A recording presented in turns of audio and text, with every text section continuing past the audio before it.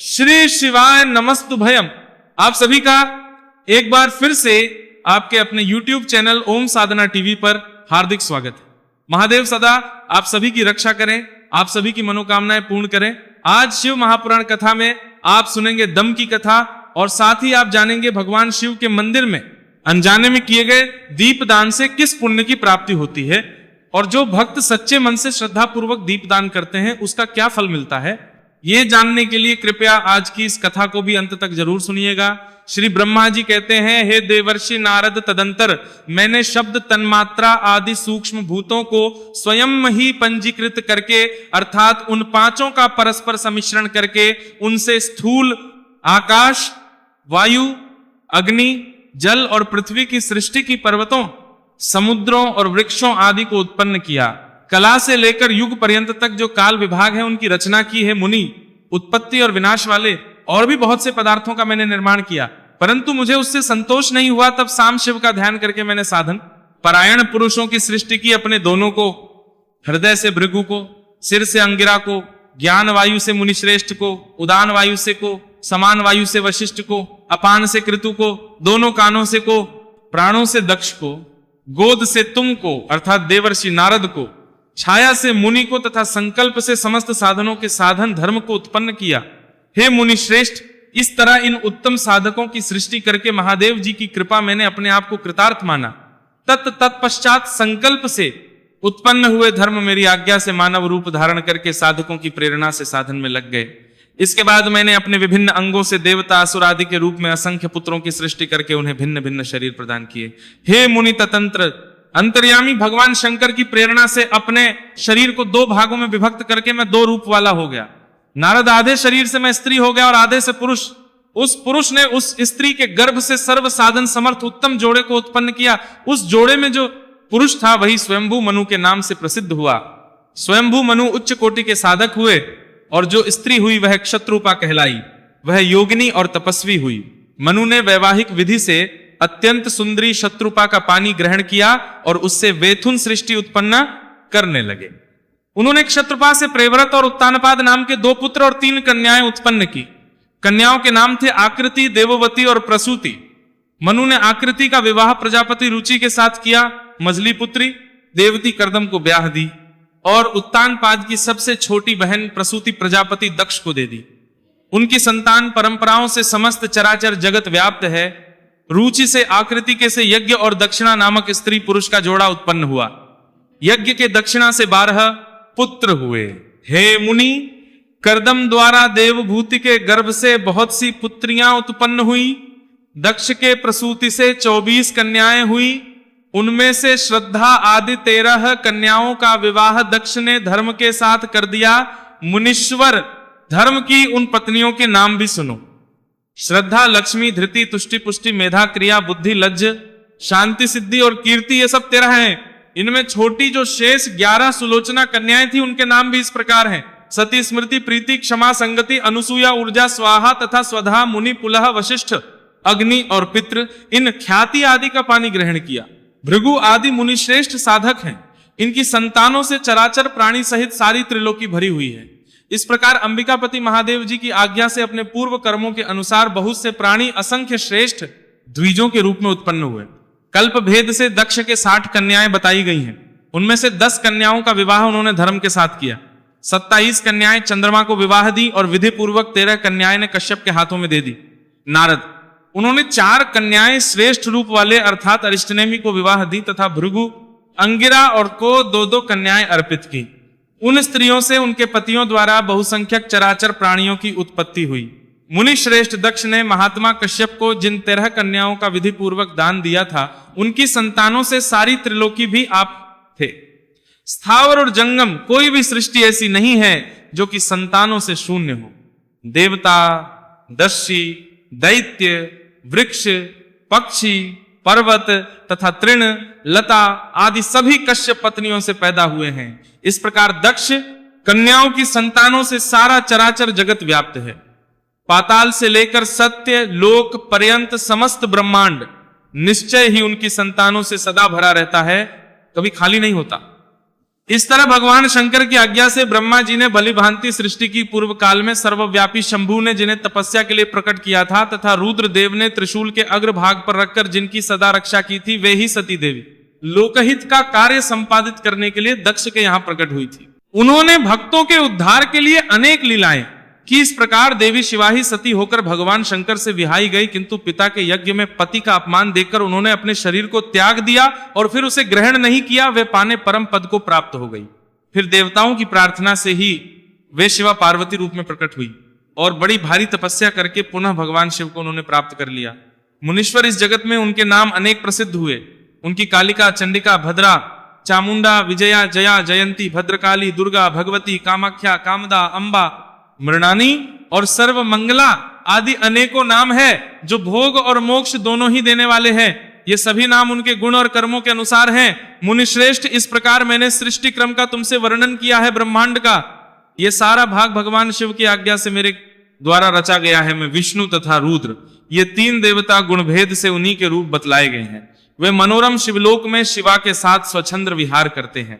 भगवान शिव स्वतंत्र परमात्मा है, निर्गुण और सगुण भी वे ही हैं।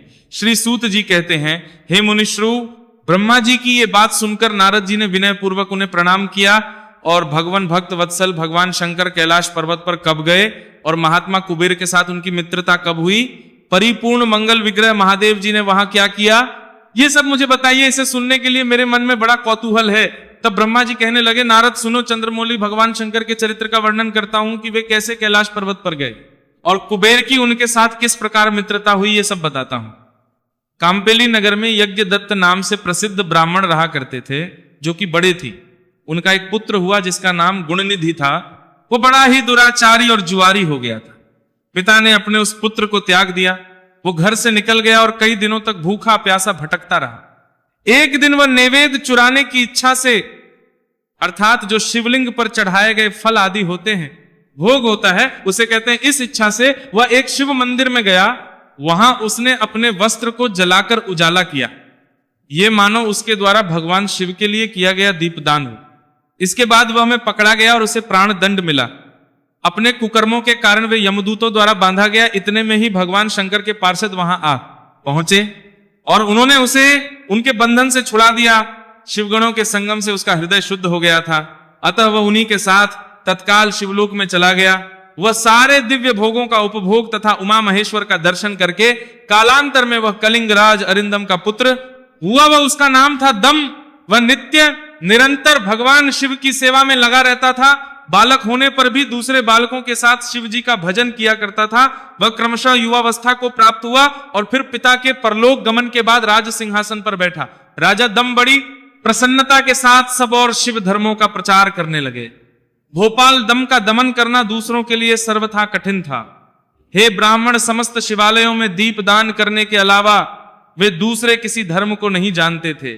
उन्होंने अपने राज्य में रहने वाले सभी ग्राम अध्यक्षों को बुलाकर यह आज्ञा दे दी कि शिव मंदिर में दीप दान करना सभी के लिए अनिवार्य होगा। जी ग्राम अध्यक्ष के गांव के पास जितने भी शिवालय अर्थात शिव जी के मंदिर हो, वहां बिना कोई विचार किए सदा ही दीप जलाने चाहिए। आजीवन इस धर्म का पालन करने के कारण राजा दम ने बहुत बड़ी धर्म संपत्ति का संचय कर लिया। फिर वे काल धर्म के अधीन हो गए। दीप दान की वासना से युक्त होने के कारण उन्होंने शिवालयों में बहुत से दीप जलवाए और उसके फलस्वरूप जन्मांतर में वे रत्नमय दीपों की प्रभा के आश्रय होकर अलकापुरी के स्वामी हुए। इस प्रकार भगवान शिव के लिए किया हुआ थोड़ा सा भी पूजन या आराधना समय आने पर महान फल जरूर देता है। ऐसा जानकर उत्तम सुख की इच्छा रखने वाले लोगों को शिवजी का भजन अवश्य ही करना चाहिए। वह दीक्षित का पुत्र जो सदा सब प्रकार के अधर्मों में ही रचा बसा रहता था, देवयोग से शिवालय में धन चुराने के लिए गया और उसने स्वार्थवश अपने कपड़े को दीपक की बत्ती बनाकर उसके प्रकाश से शिवलिंग के ऊपर का अंधेरा दूर कर दिया। इसके फल स्वरूप वह कलिंग देश का राजा हुआ और धर्म में उसका अनुराग हो गया। कहां? तो वह अपने कपड़े को दीपक की बत्ती बनाकर शिवलिंग पर चढ़ाया गया। चुराना चाहता था, कहां उसको इस किए गए का इतना बड़ा पुण्य प्राप्त हो गया। फिर सत्य कर्म के फल स्वरूप वह कलिंग देश का राजा हुआ और धर्म में उसका अनुराग हो गया और दीप की वासना का उदय होने से शिवालय में दीप जलवाकर उसने यह दीकपाल का पद प्राप्त कर लिया। मुनीश्वर देखो तो कहां उसका वह कर्म और कहां यह दीकपाल की पदवी जिसका यह मानव धर्म प्राणी इस समय यह उपभोग कर रहा है। तात ये तो उसके ऊपर शिवजी के संतुष्ट होने की बात कही गई। अब एक चित्त होकर यह भी सुनो कि किस प्रकार सदा के लिए उसकी भगवान शिव के साथ मित्रता हो गई। नारद पहले के पात्र कल्प की बात है। मुझ ब्रह्मा के मानस पुत्र पुलस्त्य से विसरा का जन्म हुआ और विसरा के पुत्र कुबेर हुए। उन्होंने पूर्व काल अत्यंत उग्र तपस्या के द्वारा त्रिनेत्रधारी महादेव जी की आराधना करके विश्वकर्मा जी की बनाई हुई इस अलकापुरी का उपभोग किया। जब वह कल्प बीत गया और मेघवाहन कल्प प्रारंभ हुआ, उस समय वह यज्ञ दत्त का पुत्र जो कि प्रकाश का दान करने वाला था, जो दीप दान करने वाला था, कुबेर के रूप में अत्यंत दुहक सह तपस्या करने लगा। दीपदान मात्र से मिलने वाली शिव भक्ति के प्रभाव को जानकर वह काशिकापुरी नगरी में गया और अपने चित्तरूपी रत्न में प्रदीपों से 11 रुद्रों को उद्बोधित करके अनन्य भक्ति और से संपन्न होकर वह तन्मयता पूर्वक शिवजी के ध्यान में मग्न होकर निश्चल भाव से बैठ गया। फिर शिवलिंग की प्रतिष्ठा करके वह तब तक तपस्या में लगा रहा जब तक उसके शरीर में केवल अस्थि और चर्म मात्र ही शेष नहीं रह गए। इस प्रकार उसने लगभग 10,000 वर्षों तक कठिन तपस्या की, जिसके बाद विशालाक्षी पार्वती देवी के साथ भगवान विश्वनाथ कुबेर जी के पास आए। उन्होंने प्रसन्न चित्र से अलकापति की ओर देखा। वे तो शिवलिंग में एकाग्र करके ठूठे काठ की तरह स्थिर भाव से बैठे हुए थे। भगवान शिव ने उनसे कहा, अलकापते मैं वर देने के लिए तत्पर हूं, तुम अपनी इच्छा बताओ। यह वाणी सुनकर तपस्या के धनी कुबेर ने जैसे ही आंखें खोलकर देखा ही उमा वल्लभ भगवान श्रीकंठ सामने खड़े हुए दिखाई दिए। वे उदय काल के सहस्त्रों सूर्यों से भी अधिक तेजस्वी थे और उनके मस्तक पर चंद्रमा अपनी चांदनी बिखेर रहे थे। भगवान शिव के तेज से उनकी आंखें चौंधिया गईं, उनका तेज प्रतीत हो गया और वे नेत्र बंद करके मनोरथ से भी विराजमान देव देवेश्वर शिव से कहने लगे, नाथ मेरे नेत्रों को वह दृष्टि शक्ति दीजिए जिससे आपके चरणार्थ बिंदु का दर्शन हो सके। स्वामीन आपका प्रत्यक्ष दर्शन हो, यही मेरे लिए सबसे बड़ा वर है। हे प्रभु, दूसरे किसी वर से मेरा क्या प्रयोजन है? हे चंद्रशेखर, आपको नमस्कार। कुबेर की यह बात सुनकर उमापति ने अपनी हथेली से उनका स्पर्श करके फिर उन्हें देखने की शक्ति प्रदान की। दृष्टि मिल जाने पर यज्ञ दत्त के उस पुत्र ने आंखें फाड़ फाड़ कर पहले तो उम्मा की ओर ही देखना शुरू कर दिया, फिर मन ही मन की राजान के दृष्टि मिल जाने पर सारे कानने के लिए प्रदान किया। सोचने लगा कि भगवान शंकर के पास ये सर्वांग सुंदरी कौन है? इसने कौन सा ऐसा तप किया है जो मेरी भी तपस्या से बढ़ गया है? ये रूप, ये प्रेम, ये सौभाग्य और ये असीम शोभा सभी कुछ अद्भुत है। वह ब्राह्मण कुमार बार बार यही कहने लगा। जब बार बार यही कहता हुआ वह क्रूर दृष्टि से उमा की ओर देखने लगा, तब वामा के अवलोकन से उसकी बाईं आंख फूट देवी पार्वती ने महादेव जी से कहा, प्रभु ये दुष्ट तपस्वी बार बार मेरी ओर देखकर जाने क्या क्या बक रहा है। आप मेरी तपस्या के तेज को प्रकट कीजिए। देवी की ये बात सुनकर भगवान शिव ने हंसते हुए उनसे कहा, ये तुम्हारा पुत्र है और ये तुम्हें क्रूर दृष्टि से नहीं देखता बल्कि तुम्हारी तपस संपत्ति का वर्णन कर रहा है। देवी से ऐसा कहकर भगवान शिव पुनः उस ब्राह्मण कुमार से बोले, वत्स मैं तुम्हारी तपस्या से संतुष्ट होकर तुम्हें वर देता हूं, तुम निधियों के और गोहियों को, कि राजा हो जाओ सुमृत, यक्षों किन्नरों और राजाओं के भी राजा होकर पुण्य जनों के पालक और सबके लिए धन के दाता बनो। मेरे साथ तुम्हारी सदा मित्रता बनी रहेगी और मैं नित्य तुम्हारे निकट निवास करूंगा। मित्र तुम्हारी प्रीति बढ़ाने के लिए मैं अलका के पास ही रहूंगा। आओ इन उमा देवी के चरणों में साष्टांग प्रणाम करो, क्योंकि ये तुम्हारी माता है। हे महाभक्त यज्ञ दत्त कुमार, तुम अत्यंत प्रसन्न के चरणों में गिर जाओ। श्री ब्रह्मा जी कहते हैं, नारद इस प्रकार वर देकर भगवान शिव ने देवी पार्वती से फिर कहा, देवेश्वरी इस पर कृपा करो हे तपस्विनी, ये तो तुम्हारा पुत्र है। तब भगवान शंकर की यह बात सुनकर जगदम्बा पार्वती जी ने प्रसन्नचित होकर यज्ञदत्त कुमार से कहा, वत्स भगवान शिव ने तुम्हारी सदा निर्मल भक्ति बनी रहे। तुम्हारी बाईं आंख तो फूट ही गई, इसलिए एक ही पिंगल नेत्र से युक्त रहो। जी ने जो वरदान दिए हैं वे सब उसी रूप में तुम्हें सुलभ हो बेटा। मेरे रूप के प्रति ईर्ष्या करने के कारण तुम कुबेर नाम से प्रसिद्ध हो गए। इस प्रकार कुबेर को वरदान देकर भगवान महेश्वर पार्वती देवी के साथ अपने विश्वेश्वर धाम में चले गए। इस तरह कुबेर ने भगवान शंकर की मित्रता प्राप्त की और अलकापुरी के पास जो कैलाश पर्वत है वह भगवान शंकर का निवास हो गया।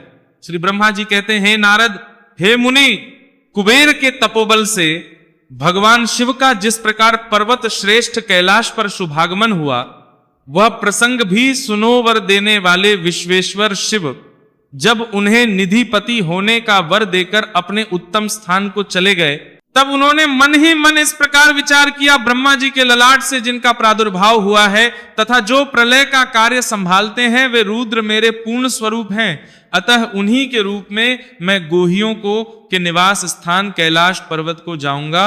उन्हीं के रूप में मैं कुबेर का मित्र बनकर उसी पर्वत पर विलास पूर्वक रहूंगा और बड़ा भारी तप करूंगा। शिव जी की इस इच्छा का चिंतन करके उन रुद्रदेव ने कैलाश जाने के उत्सुक डमरू बजाया। डमरू की वह ध्वनि जो उत्साह बढ़ाने वाली थी तीनों लोकों में व्याप्त हो गई। उसका विचित्र और गंभीर शब्द आह्वान की गति से युक्त था, अर्थात सुनने वालों को अपने पास आने के लिए प्रेरित कर रहा था। उस ध्वनि को सुनकर मैं तथा श्री विष्णु आदि सभी देवता, यश मूर्तिमान आगम, निगम और सिद्ध वहां आ पहुंचे। देवता और असुर आदि सब लोग बड़े उत्साह में भरकर वहां आए। भगवान शिव समस्त पार्षद तथा सर्वलोक वंदित महाभाग गणपाल जहां कहीं भी थे वहीं से पहुंच गए। इतना कहकर ब्रह्मा जी ने वहां आए गणपालों का नामोल्लेख पूर्वक विस्तृत परिचय दिया। फिर इस प्रकार कहना प्रारंभ किया। वे कहने लगे, वहां असंख्य महाबली गणपाल पधारे।